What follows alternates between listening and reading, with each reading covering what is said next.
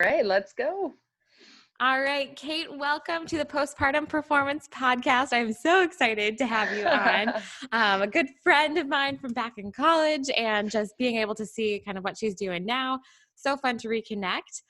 So welcome to the Thank you. I'm podcast. excited to be here. Yeah, so we'll get started with, I would just love for you to share a little bit more about yourself personally and professionally on kind of Yeah. where you're at now and the journey that you've taken. And yeah, go ahead and share what you want. Share away. Yeah. Yeah. Well, I'm Kate Peterson. I am a registered dietitian. And honestly, when people say like your life passion, like your whatever that quote is, you don't ever have to work a day in your life. I truly feel that way about nutrition and health, and I just love anything nutrition related. I know that's kind of nerdy, but it's kind of always been a part of me. I was a swimmer my whole life. My family is very athletic. And it's just something that my parents always made important for us, was healthy eating and eating to fuel your body and feeling good.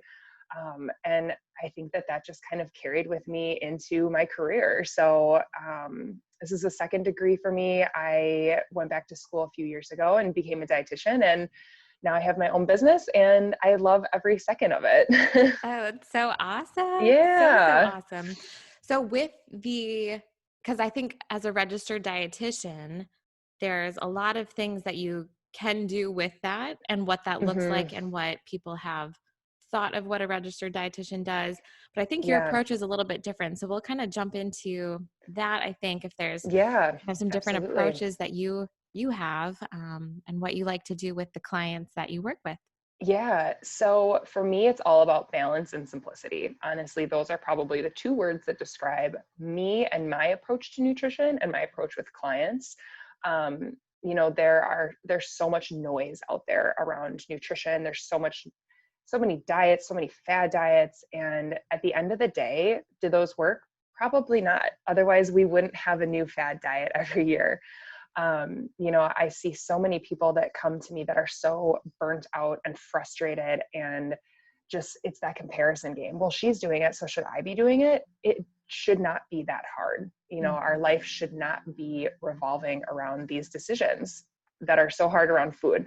So that's really what I aim to do, is take a simple, balanced approach. No calorie counting, no fad dieting, all foods fit. I consider myself the term non-diet dietitian. So if you come to me, I'm never going to tell you like, hey, Lindsey, carbs are off the table. I just truly feel that there is a place for everything. So that's really fun to work with clients to build that relationship around food and kind of kick those rules out the window.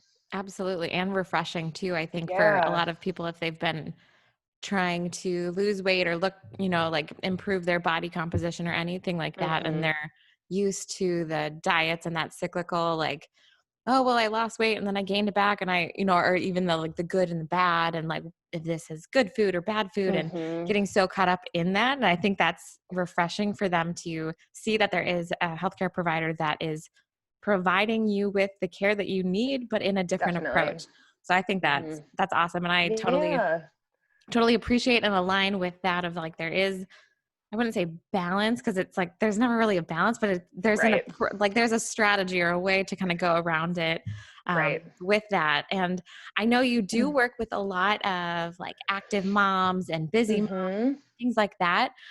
So what would you say to a woman struggling with kind of getting like eating different things after having a baby, or Yeah, um, just in general, even if it's years down the road, kind of for sure.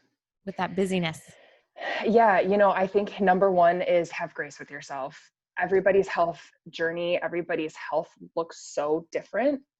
Just because you're doing something one way doesn't mean that that's going to work for your neighbor, for your sister, for your friends, and just really having that grace and that patience with yourself. You know, Obviously, you had a baby, whether it was a month ago or 2 years ago, and that is a huge feat. And raising kids Hmm. is a huge thing. And you know when I'm working with these moms or women or anybody, really the thing is kind of finding that confidence. So finding that confidence in your health decision or your food choices, but then ultimately that makes you confident in yourself. I mentioned before, that kind of comparison game. This is something that I see a lot, especially with new moms. Like, oh, well, her body bounced back so fast, or she lost this weight so fast, or why don't I look like that? Or should I be cutting out carbs because she did that and she looks great?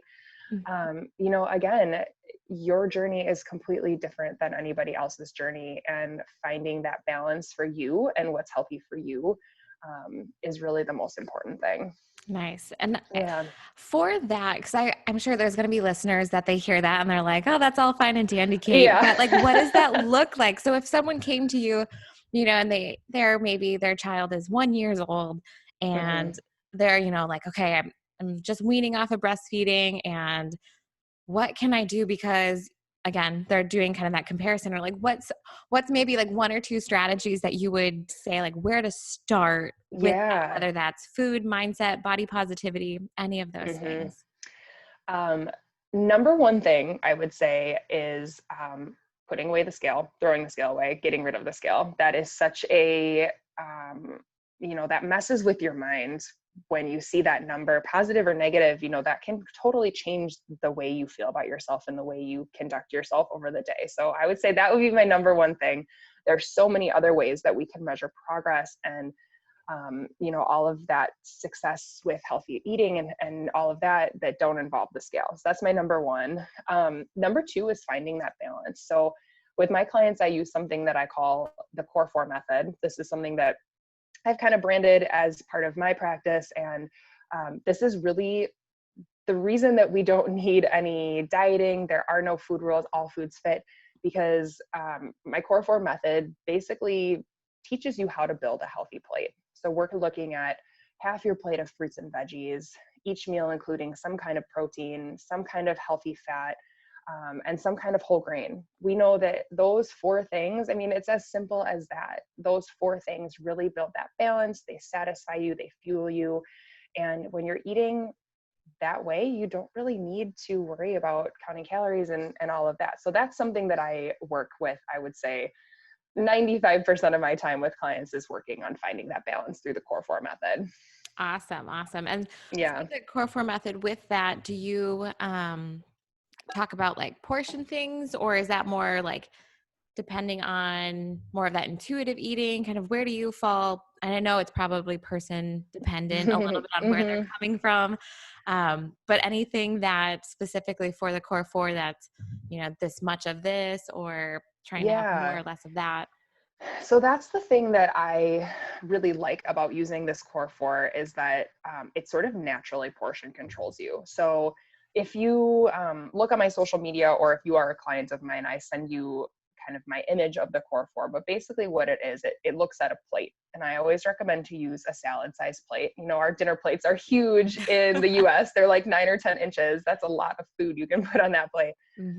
So using more of a salad-sized plate really naturally kind of portion controls. But then when you're using this Core 4 method of half your plate fruits and veggies, that naturally kind of, again, portion controls the rest of your plate. Half of your plate fruits and veggies, we know right off the bat, fruits and veggies are so good for us.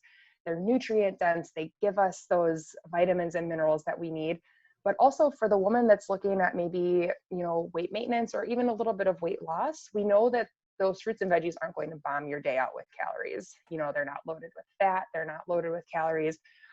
And they're just so good for you. So then when you kind of look at the other side of your plate, maybe a fourth of your plate is some kind of protein, a fourth of your plate is some kind of whole grain, and then incorporating some kind of healthy fat within there.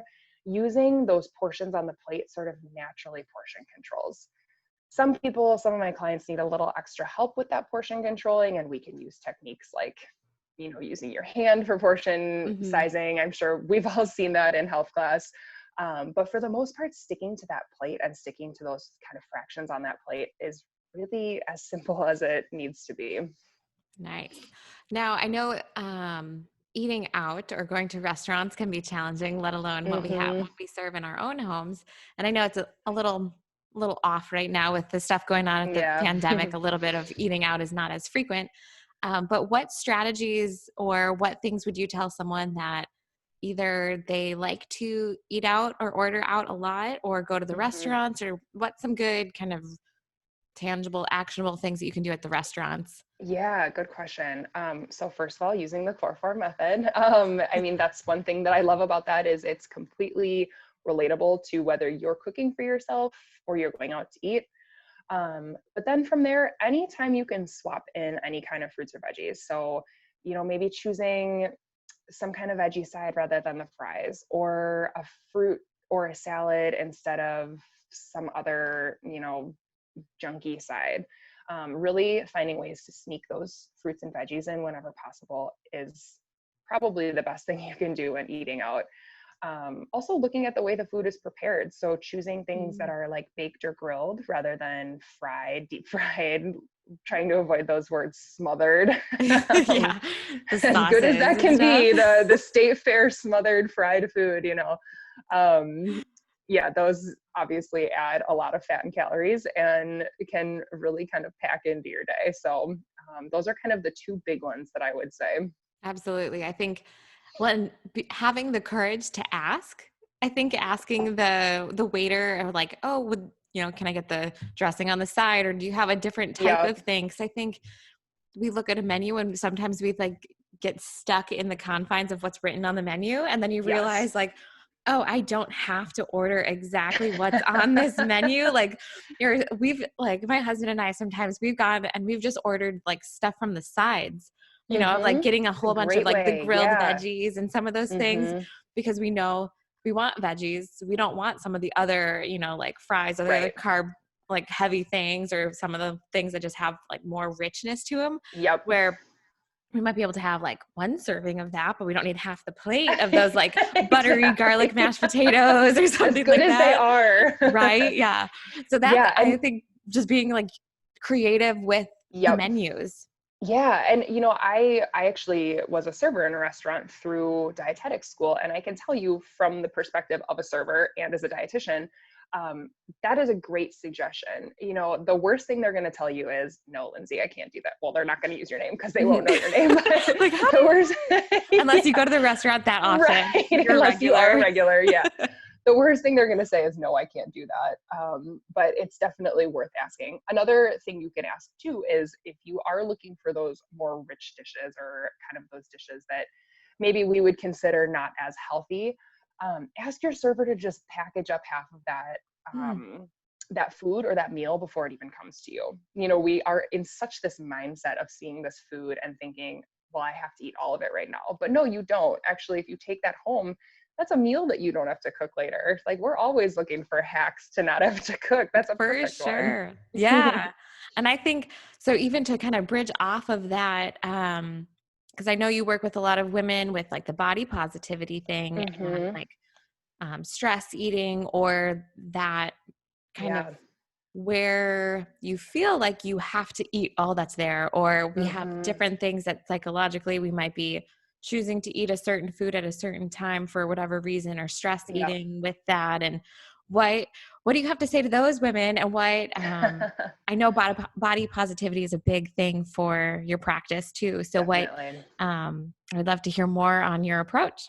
Yeah. First of all, kind of back to that whole having grace with yourself. Cravings are not bad. Eating foods that we consider not as healthy. I don't ever like to use the word good food, bad food, healthy food, not healthy food, but maybe less healthy or not as healthy foods.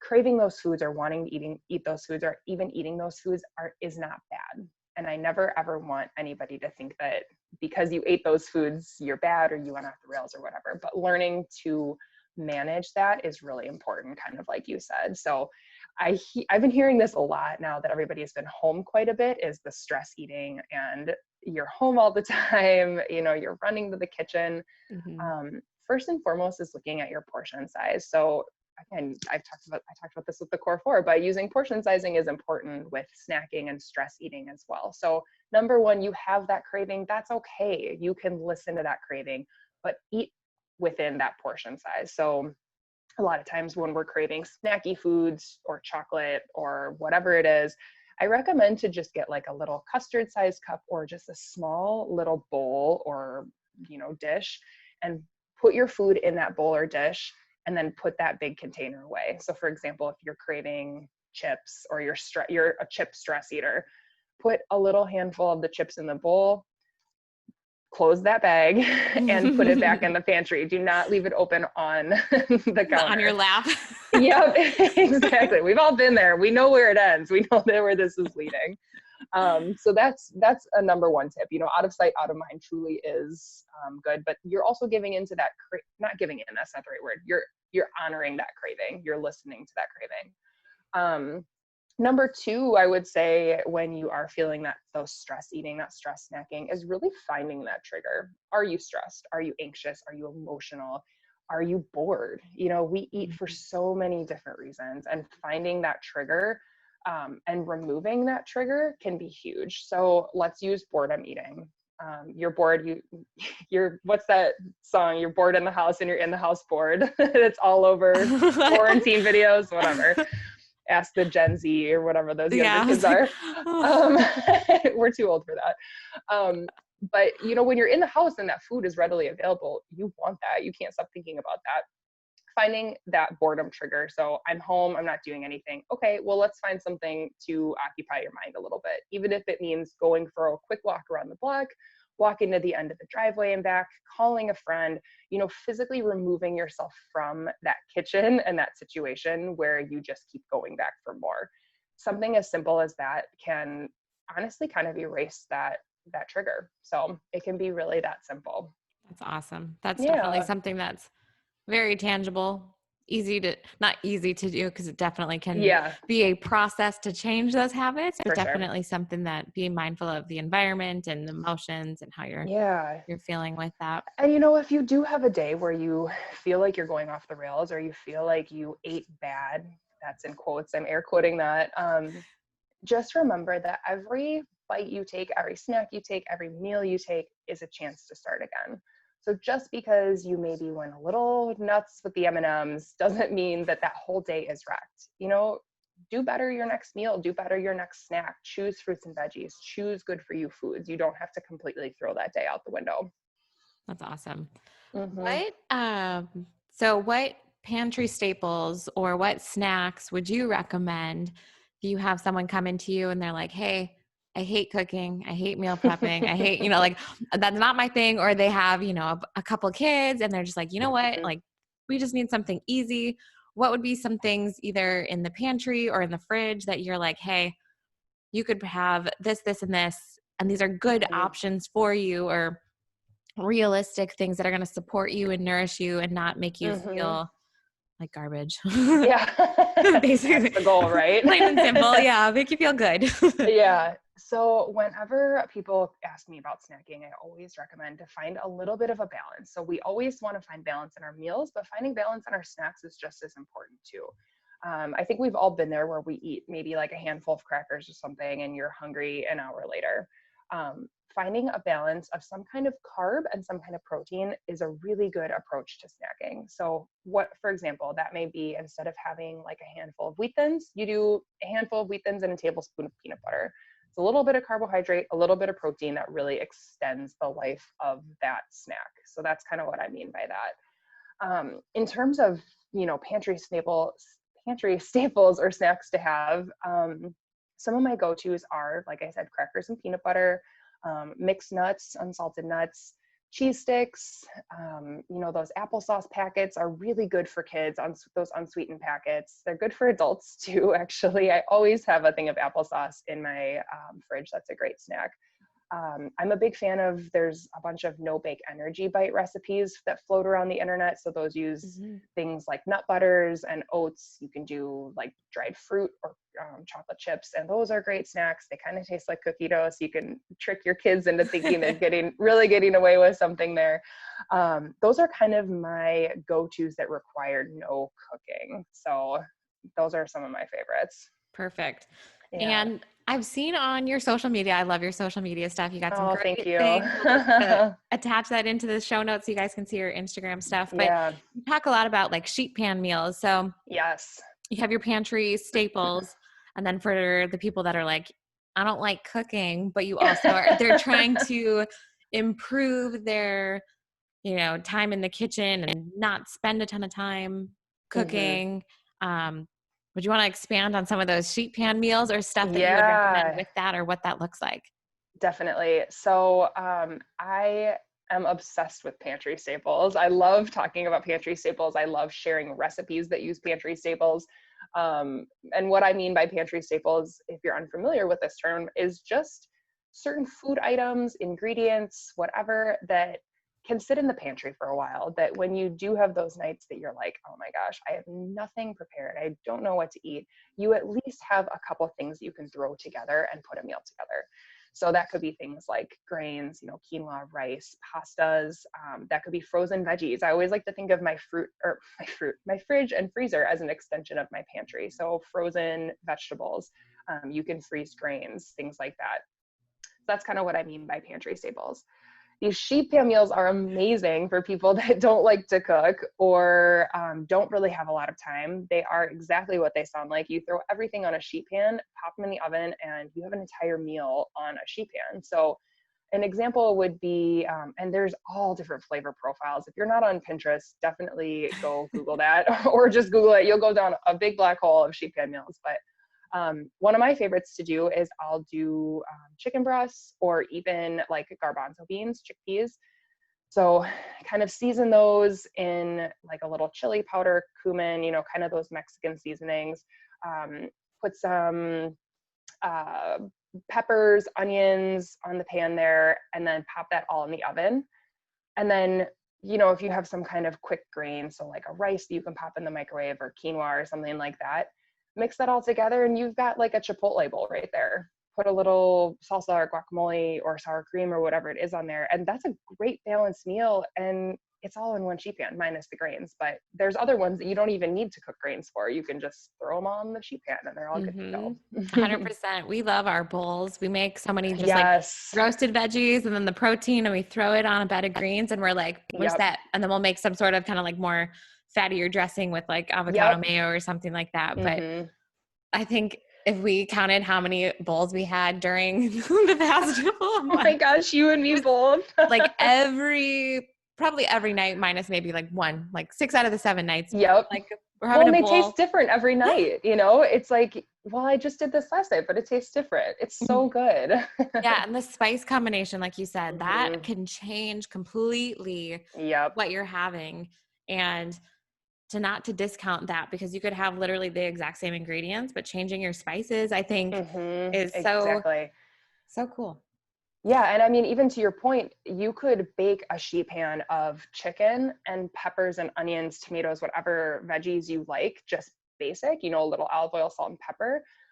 And then throughout the week, you can make our bowls with different flavors. So maybe one night it is that Mexican bowl, you do a little salsa and guacamole, or maybe tomorrow night you want kind of like an Asian flair and you do like a peanut sauce or like a teriyaki sauce or something like that. But you have those basics in the pantry or in your fridge that you can just toss together. Absolutely. Yeah. Absolutely.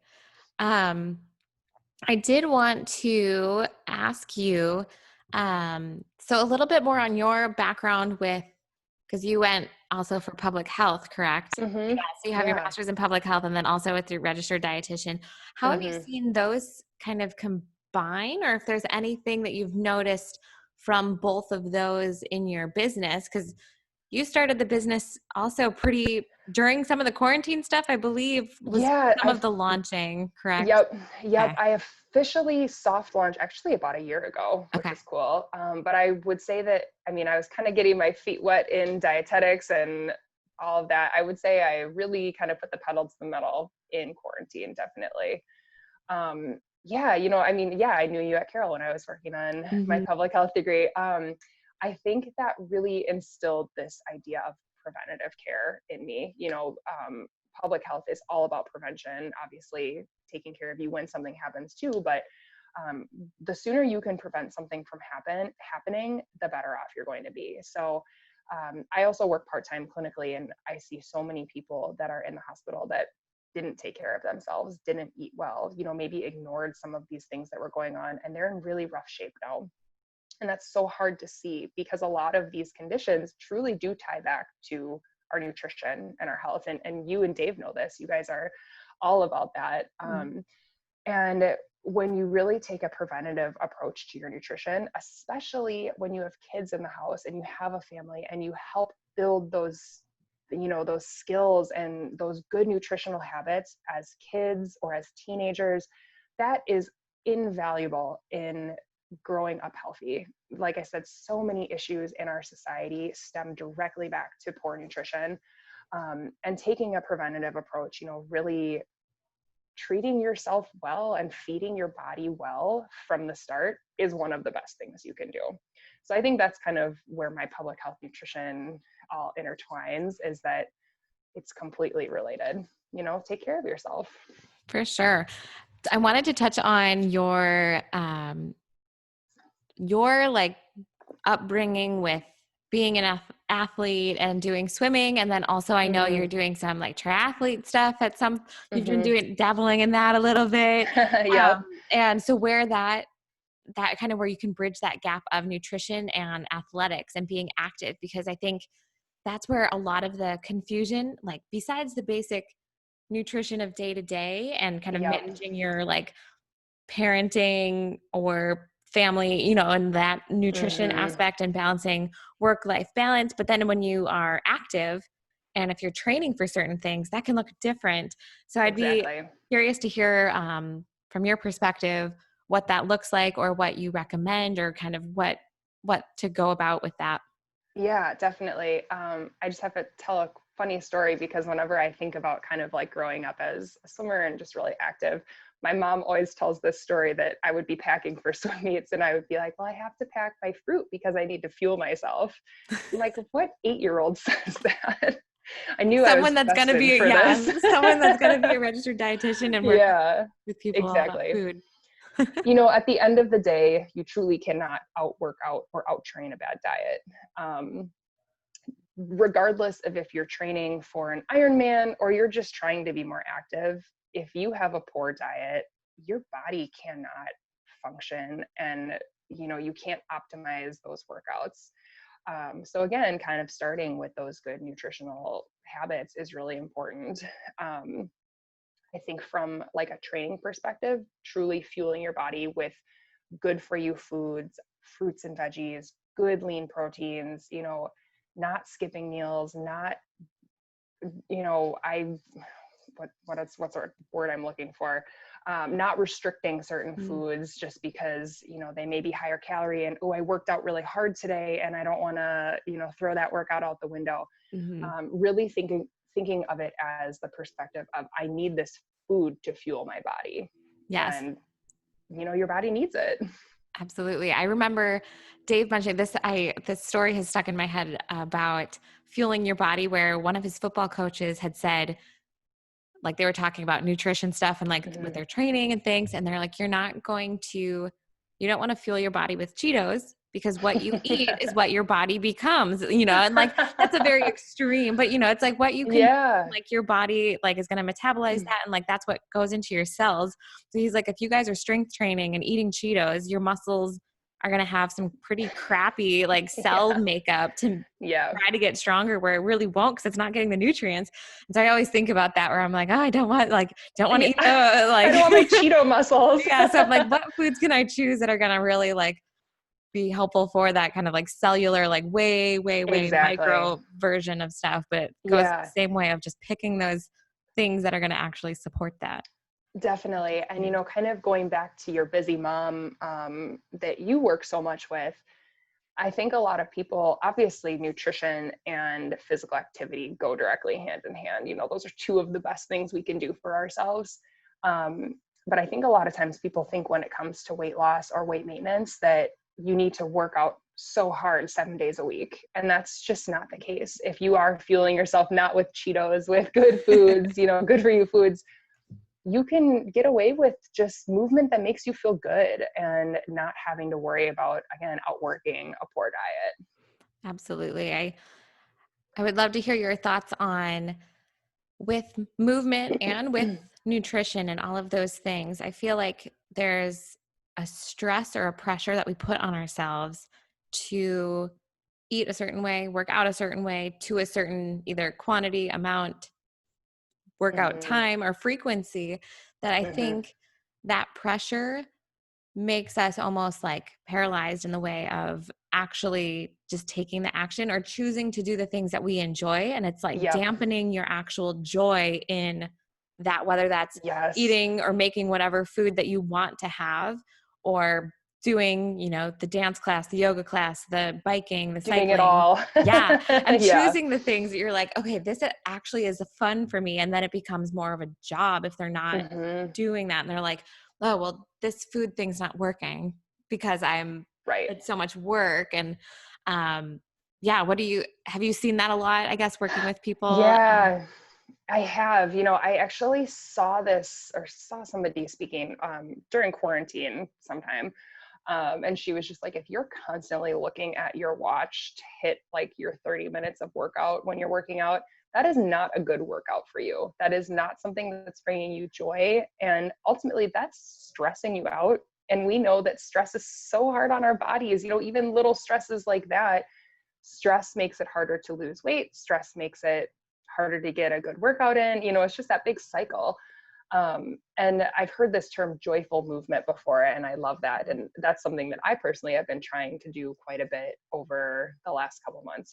Like you mentioned, I do triathlons. I've done them for the last probably 10 or 12 years. My dad got me into them. And that's something that I truly love doing. I love training for that. I love the accomplishment of that. But I have not felt a passion for that in the last couple months. And I really found this passion in going for walks and going for bike rides and just these simple, joyful movements that really just make you feel good about your body and good about, like, I can go out for a walk and I feel good. And it's joyful. It really is a low stress, just happy thing to do. And taking It that doesn't time. it doesn't always have to be super, super intense to be beneficial. Absolutely. I think finding that balance, or just, I guess I keep saying I do and I don't like the word balance, but finding that I variation know. of those Yeah. movements. And with triathlons, I love that there's so many components within it that it breaks up the training. Cause I have more experience with just like running, Yep. and more race style stuff for some of the long distance stuff. And after, like, at some point during my training, I'm like, I'm kind of sick of this, even when I do Yes. cross train and like do that. But I think the triathlon stuff is pretty cool. I'm Yeah. wanting to dabble in that at some point. You So should. You would love it. you'll have to come out to San Diego and we'll do one out Definitely. here. Twist my arm. Yeah. Like, I guess I can. I I have guess I to. can. Preferably in February or March. Yeah. Always. Yeah. We'll take it. Yeah. For those of you listening, Kate's in the Midwest, the Milwaukee area. So Yep. Wisconsin. So their Pretty winters are brutal winters. a little cold. Oh, that's awesome. So one other thing that I wanted to ask you, so we started this podcast because there's a lot of stuff around health, wellness, fitness for women that I think isn't shared, or it's not talked about more so in like public settings. And it doesn't have to be anything that's like secret, but it feels like it's a secret, I think. And for me, with kind of my clientele and with my work as a physical therapist and working with more of the women's health stuff, I feel like there's many things when I'm talking with them, they're like, oh, I wish I would have known that sooner. So I'd be curious for the women that you work with, if there's anything, and we may have touched on it already, but if there's anything that you've noticed a trend of things that people are like, oh, I wish I would have known this sooner, whatever that might be, that comes up. Yeah. I mean, so many things, honestly, and none of them really are related to nutrition. As you kind of mentioned at the beginning, I work so much with clients on just overall body confidence and just feeling good about yourself. And I challenge a lot of my clients that are struggling with weight or struggling with the scale or whatever that is, getting really stuck on that number. Go ask your friends and family, what do you love about me? I like that. And they're never going to say your pant size or, so the size of your shirt. Yeah. And like when you really challenge someone to go ask somebody that, they're like, wait, what? And then it's like, wait, that is so ridiculous that I would have even thought that my husband loves me because I wear this certain size pants, or my kids love me because I fit into my skinny jeans. You know, it's so much more than that. And when you kind of realize that, it takes so much pressure off of this nutrition and health journey. You know, it's That's so so good. much more than what you look like, truly. Mm-hmm. What other, because I feel like body positivity stuff is a big thing that I feel like I'm naturally an encourager. And so I Yes, you like, are. I love encouraging. And I feel like that with my role and with your role, I feel like you're in a situation where you would encourage any resources or places to start. So starting with that question of what do you love about me? Mm-hmm. Where else to start? Because I think a lot of us can get stuck in our heads on Yes. those thoughts, on those patterns or those things. And regardless, and it can then, go into some of that stress eating. And again, Mm-hmm. it can get complex. Spirals. Yep. But if Yep. we try to like hone in on what are like a few other, maybe like 2 or 3 things, maybe that, so if Yeah. you ask your friends and family that, what else could you do to maybe break that cycle, and see some positive change in how you see yourself? Yeah, absolutely. I think number one is finding a mentor for yourself and finding those people in your life that build you up. You know, we are such a social media society, and we see things on Instagram and Facebook. And I mentioned this a little bit at the beginning, but that comparison game is so alive and well in the health and nutrition field. And you know this in your field too. Mhm. Even for you and me as business owners, you know, the comparison game is there. But when you're adding body confidence and body image on top of that, it can be so harmful. So finding those people around you that build you up, that, you know, love you for you and not the size of your pants.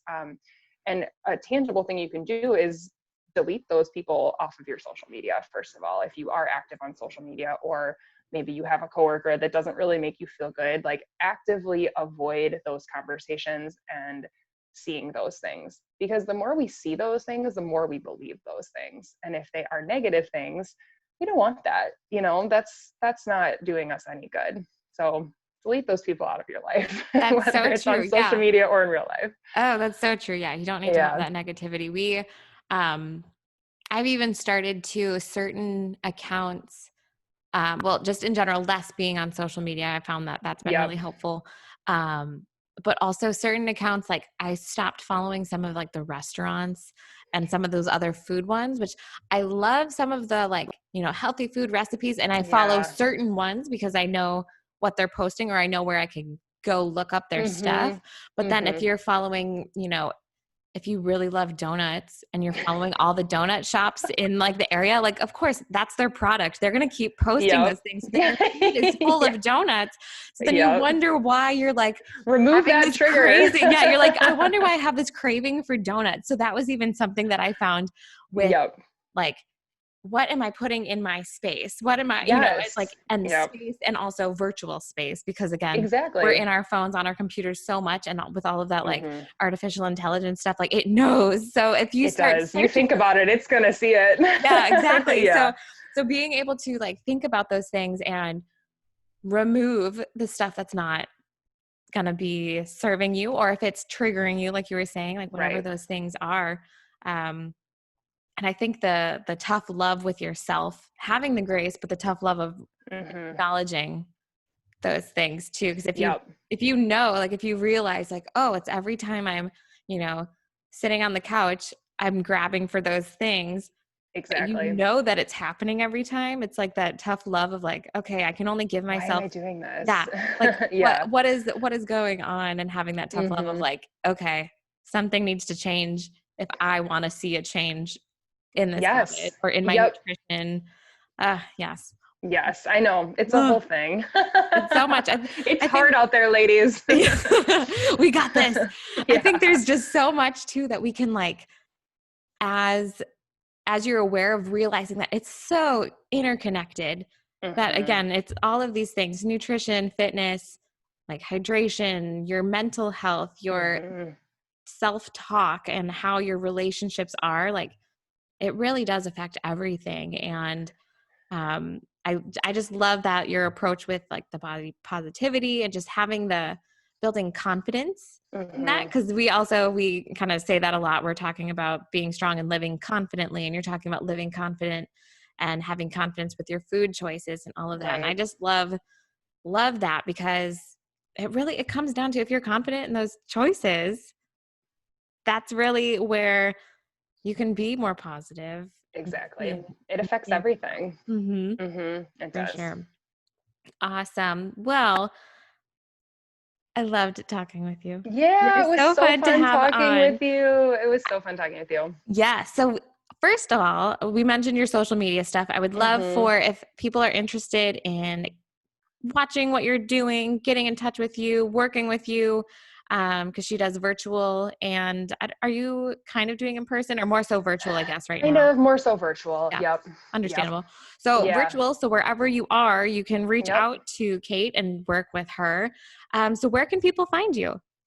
Yeah, so you can find me on Facebook at Kate Peterson Nutrition. And actually on Facebook, I have a free Facebook group. It's a private group that I do go lives in there. I talk about, hot topics of the week. I do recipe demos. I share recipes. That's kind of starting to be sort of my go-to space right there. So you can find that off of my business page, Kate Peterson Nutrition. Otherwise, I'm also on Instagram, Kate Peterson Nutrition as well.